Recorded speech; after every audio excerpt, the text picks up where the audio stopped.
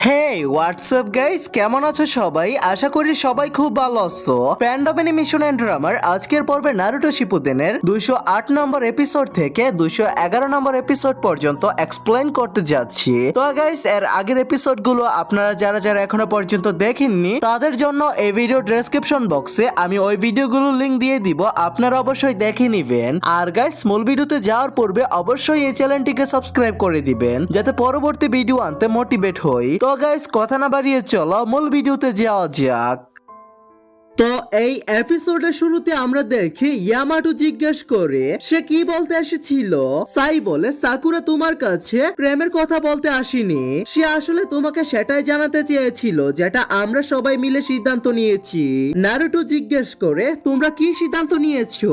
সাই বলে, আমরা সিদ্ধান্ত নিয়েছি সাসকের ব্যাপারটা আমরা নিজেরাই সামলাবো আর আমরা সবাই এর জন্য প্রস্তুত। এটা শুনে নারুটো অবাক হয়ে যায় এবং বলে, সাকুরাও কি এর জন্য প্রস্তুত? সে এটা কিভাবে বলতে পারে? সে তো সাসকেকে ভালোবাসে। সাই বলে, আকাতসুকি লিভ ভিলেজে আক্রমণ করার পর এখন আর কোনো লিভ শিনোবি সাসকেকে সমর্থন করতে চায় না। সাকুরা কোনো বোকা বা ছোট বাচ্চা নয়, তাই সে তোমাকে এসব বলতে এসেছিল। আর আমার মনে হয় সাকুরা সাসকেকে একাই মারতে চায়। এটা শুনে সবাই হতভম্ব হয়ে যায়। নারুটো বলে, সাকুরা কখনোই এমন করবে না। সাই বলে, সাকুরা সাসকেকে ভালোবাসে বলে সে তাকে ভুল পথে যেতে দেখতে পারে না। সে সাসকেকে ভালোবাসে আর সেই কারণেই তাকে ওই অন্ধকার থেকে বাঁচাতে চায়, এমনকি তার জন্য যদি নিজের হাতেই সাসকেকে মারতে হয় তবুও। নারুটো তখন জিজ্ঞেস করে, তাহলে তুমি আমাকে এসব কথা কেন জানাচ্ছ? সাই বলে, হয়তো এর জন্য আমিই দায়ী যে সাকুরা এমন ভাবতে শুরু করেছে। আমি তাকে এভাবে একা ছাড়ে দিতে পারি না, আমিও টিম 7 এর একজন সদস্য। ঠিক তখনই সেখানে গারা আসে আর তেমারি বললে, আমাদের কাছে একটা খুবই গুরুত্বপূর্ণ খবর আছে, সবাই মন দিয়ে শুনো। এখন আমরা তোমাদের জানাবো কাগে সামিটে কি ঘটেছিল।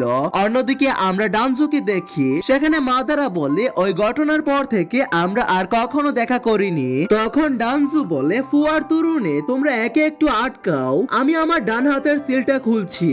এরপর ডানজু তার ডান হাতের ব্যান্ডেজ খুলতে শুরু করে। মাদারা বলে, তুমি কি সত্যি আমার সঙ্গে লড়তে চাও? ঠিক তখনই ফু আর তরুণে মাদারার উপর আক্রমণ করে। ফু তার মাইন্ড ট্রান্সফর্ম জুৎসু ব্যবহার করে, কিন্তু মাদারা একটি পিলারের ভেতরে ঢুকে যায়, তারপর আবার পিলার থেকে বেরিয়ে আসে। ফু শর্ট রেঞ্জ আক্রমণ করে, কিন্তু সেটা মাদারার ভেতর দিয়ে চলে যায়। তরুণীও কোনায় ছুঁড়ে মারে, সেটাও তাকে ব্যাট করে। এরপর মাদারা ফুকে জুড়ে আঘাত করে। ফু উঠে পিছিয়ে যায় আর দুজন মিলে সিদ্ধান্ত নেয় আগে ওকে আক্রমণ করতে দেবে, আর সে আক্রমণ করতে এলেই ওকে মেরে ফেলবে। তরুণে নিজের গ্লাভস খুলে ফেলে। দুজন মিলে মাদারাকে আক্রমণ করতে যাচ্ছিল, কিন্তু মাদারা ফুকে ঘুষি মারে। আমরা দেখি ফুর হাতে বিষের মতো কিছু লেগে আছে যা তার সেল ধ্বংস করতে শুরু করে। তরুণে তার কাছে এসে বিষটা সরানোর চেষ্টা করে। এরপর আমরা দেখি তরুণে নিজের পুরো শরীরের বিষ লাগিয়ে নে এবং ফুকে বলে, তুমি আমাকে ওর লোকেশন বলো, আমি এখনই ওকে শেষ করে দেব। কিন্তু ঠিক তখনই মাদারা পেছন থেকে এসে তরুণীকে তার কামই দিয়ে টেনে নে। যেহেতু মাদারা তরুণীকে স্পর্শ করেছিল তাই তার হাতও বিষ লেগে যায়। সে সঙ্গে সঙ্গে নিজের হাত কেটে ফেলে দেয়। এরপর মাদারা ফুকেও কামুইয়ের ভেতরে টেনে নে। অন্যদিকে আমরা দেখি তেমারি সবাইকে সবকিছু জানিয়ে দিয়েছে। তখন কাকাশি বলে, আমার হুকাগে হওয়ার কোনো শখ নেই, আগে আমি এই লিভ ভিলেজে ফিরে গিয়ে এসব ব্যাপারে সবার সঙ্গে আলোচনা করব।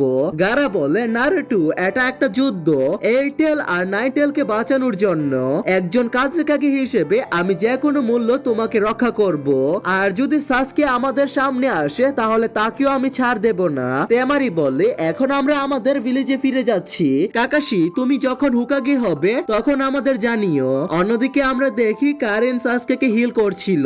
ঠিক তখনই সাসকে গান ফিরে পায় এবং সেখানে মাদারা হাজির হয়। সাসকে তাকে বলে, তাড়াতাড়ি আমাকে এখান থেকে বের করো। মাদারা বলে, আমি সেটাই করতে এসেছি, বাইরে তোমার জন্য কেউ অপেক্ষা করছে। এরপর মাদারা তাদের দুজনকেই তার কামুই দিয়ে বাইরে বের করে আনে।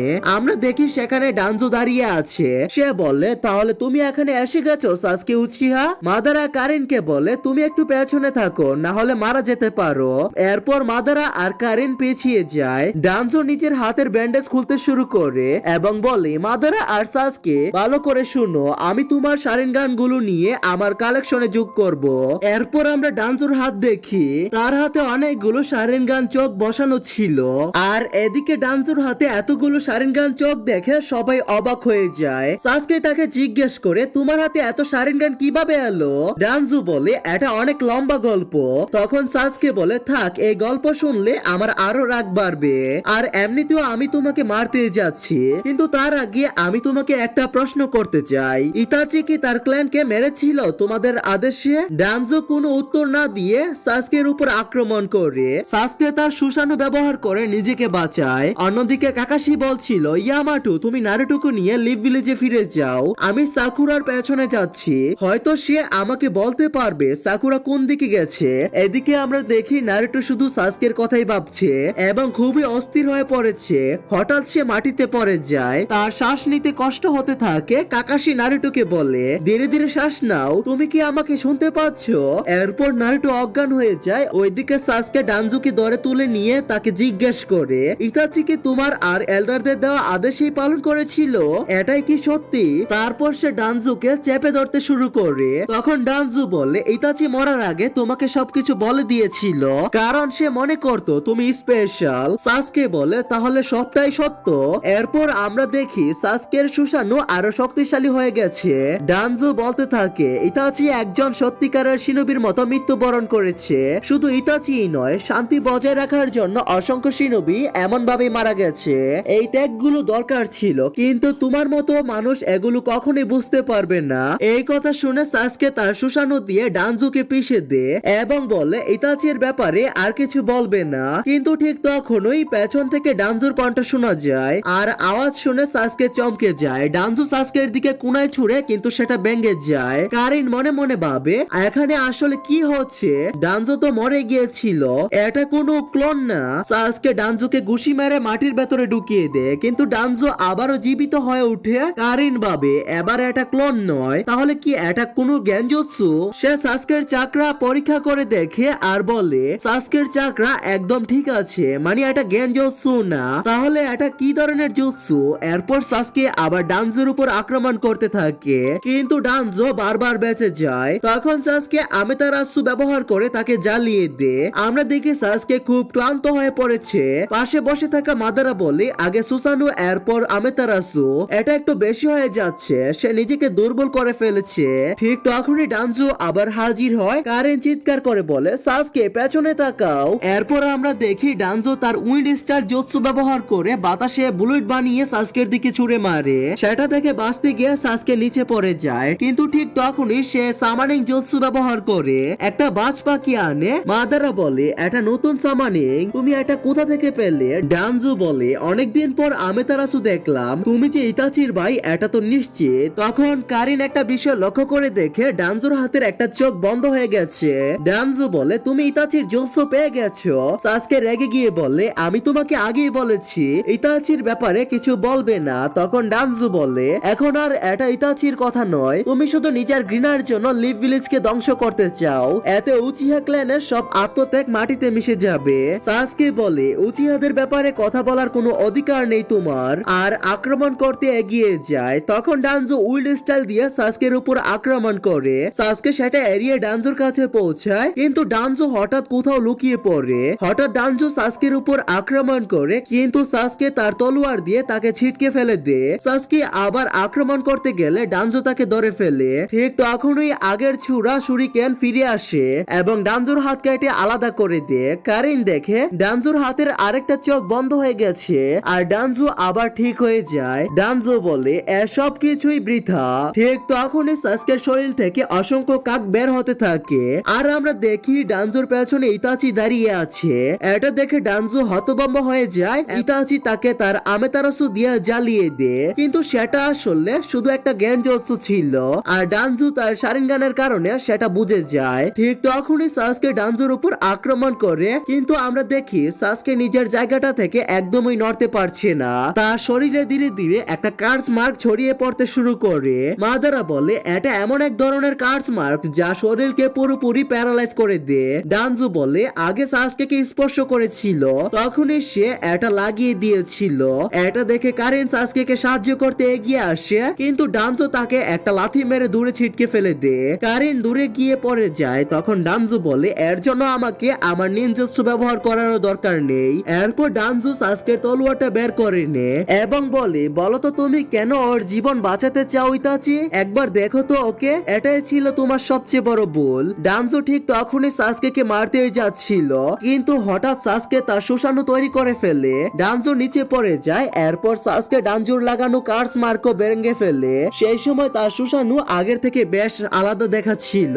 এরপর সাসকে তার সুষাণু থেকে একটা তীর ছুড়ে যা প্রায় ডানজুর গায়ে লাগেই যাচ্ছিল, কিন্তু ডানজু নিজের হাত থেকে একটা গাছ বের করে সেটা দিয়ে নিজেকে বাঁচিয়ে নেয়। কারিন মনে মনে ভাবছিল এই জুৎসু ব্যবহার করে ডানজুর অনেক চাকরা খরচ হয়ে গেছে, কিন্তু সে কেন পালাচ্ছে যখন সে আসলে মারতে পারে না। মাদারা তখন বলে এটা তো উইল্ড স্টাইল জুৎসু।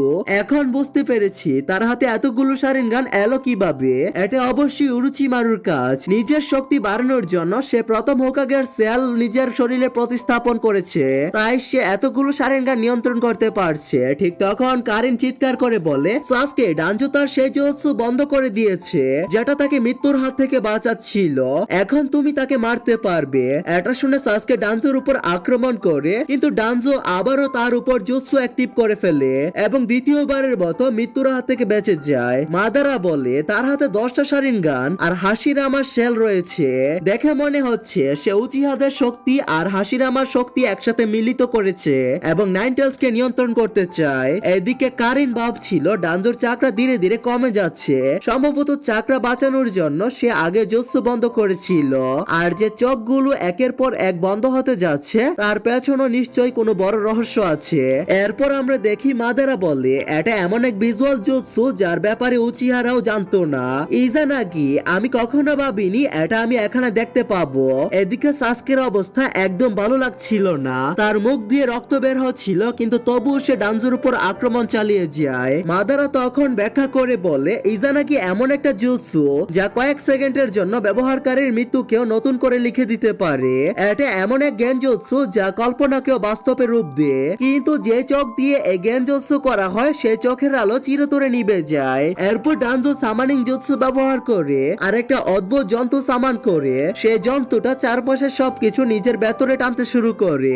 এত দ্রুত সবকিছু টানছিল যে সাসকে সুষাণু পর্যন্ত নড়তে পারছিল না। তখন ডানজু পেছন থেকে এসে সাসকে সুষাণুর উপর আক্রমণ করে। সে সাসকে সুষাণুর দুর্বল জায়গাটা খুঁজে পায় এবং ঠিক সেখানে আঘাত করে। ঠিক সেই মুহূর্তে সাসকে তার ফায়ারবল জুৎসু ব্যবহার করে ওই জন্তুর মুখ বন্ধ করে দেয় এবং ডানজুকে একটা ভয়ঙ্কর জোরালো ঘুষি মারে। এর ফলে সেই জন্তুটা অদৃশ্য হয়ে যায়। তখন আমরা দেখি সাসকের অবস্থা আরো খারাপ হয়ে গেছে এবং তার সুষাণু মিলিয়ে যায়। কারিন বলছিল ডানজুর হাতে প্রতিটা চোখ 1 মিনিট পর পর বন্ধ হতে যাচ্ছে আর তার চাকরাও কমে যাচ্ছে। এর মানে সে আর মাত্র 4 মিনিট এই জুৎসু ব্যবহার করতে পারবে। তখন সাসকে বলে যখন তোমার ওই 10টা চোখ বন্ধ হয়ে যাবে তখনই তোমার জুৎসু শেষ হয়ে যাবে। এরপর সে নিচে লাফিয়ে পড়ে ডানজুর উপর আক্রমণ করতে শুরু করে। ডানজু তাকে একের পর এক আঘাত করে। এখন ডানজুর হাতে মাত্র একটা চোখই বাকি ছিল। এরপর আমরা দেখি সাসকে তার লাইটনিং ব্লেড ব্যবহার করে আর ডানজু নিজের বাকি থাকা সব চাকরা একটা সিলের ভেতরে ঢুকিয়ে নেয়। এরপর দুজনেই একে অপরের দিকে চূড়ান্ত আক্রমণ চালায়। তারপর আমরা দেখি ডানজু আর সাসকে একে অপরের উপর আক্রমণ করে। এরপর ডানজু বলে আমার একটা চোখ এখনো খোলা আছে, এবার তুমিও তোমার ভাইয়ের কাছে চলে যাও, আমি জিতে গেছি সাসকে। কিন্তু ঠিক তখনই ডানজুর কিছু একটা অস্বাভাবিক লাগতে শুরু করে। সে দেখে তার ইজানাগি তো অ্যাক্টিভই হয়নি। তারপর সে মাটিতে পড়ে যায়। এরপর মাদারা জানায় ডানজুর সব চোখ আগেই বন্ধ হয়ে গিয়েছিল, কিন্তু সাসকে তার উপর গেনজুৎসু ব্যবহার করেছিল, যার কারণে ডানজুর মনে হচ্ছিল যে তার একটা চোখ এখনো বেঁচে আছে, কিন্তু বাস্তবতা ছিল একেবারেই ভিন্ন। সাসকে আগে নিশ্চিত ছিল যে সে ডানজোকে নিজের গেনজুৎসুর ফাঁদে ফেলতে পারবে, আর সে সেটারই সুযোগ নিয়েছে। মাদারা বলে তোমার অহংকার তোমাকে হারিয়েছে। এরপর আমরা দেখি ডানজো মাটিতে পড়ে আছে আর সাসকে বলছে উচিহাদের সঙ্গে এখনো পাঙ্গা নিও না। এরপর সাসকে নিচে পড়ে যায় এবং কারিন তাকে হিল করতে আসে। তখন আমরা দেখি ডানজোর হাত থেকে একটা গাছ বের হতে শুরু করছে, কারণ সে হাসিরামার শেলের উপর আর কন্ট্রোল রাখতে পারছে না। মাদারা বলে এখন তো সে মরতে বসেছে, তার নিজের চাকরার উপর আর নিয়ন্ত্রণ নেই। হাসিরামার শক্তি কন্ট্রোল করার মোটেও সহজ নয়। এরপর আমরা দেখি ডানজো আবার দাঁড়িয়ে যায় এবং সে নিজের চোখের ব্যান্ডেজ খুলতে শুরু করে। তখন মাদারা বলে তাহলে তার ভিজুয়াল জোসও ফিরে এসেছে, সে শুরু থেকে এর জন্য অপেক্ষা করছিল। ঠিক তখনই সাসকে ডানজোর উপর আক্রমণ করে, কিন্তু ডানজো খুব দ্রুত কারিনকে ধরে ফেলে। সে ভাবে সাসকে খুব ক্লান্ত হয়ে গেছে, তাই সে এখন তার শারিনগান ব্যবহার করছে না। আমাকে আমার গেনজুৎসুতে মাদারাকে ফাঁসাতে হবে।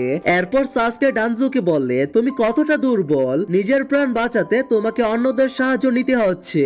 ডানজো জবাব দিয়ে এমন না যে আমার নিজের জীবন প্রিয় নয়, কিন্তু এই নিনজা ওয়ার্ল্ডের জন্য আমাকে বেঁচে থাকতে হবে, আমি আজ মরবো না। সাসকে কারিনকে নড়তে মানা করে। কারিন ভাবে সাসকে তাকে বাঁচাবে, কিন্তু সাসকে ডানজো আর কারিন দুজনকে আঘাত করে। সে বলে তুমি যদি এতটাই দৃঢ় যে কেউ তোমাকে জিম্মি বানাতে পারে, তাহলে তুমি একেবারেই অকেজো।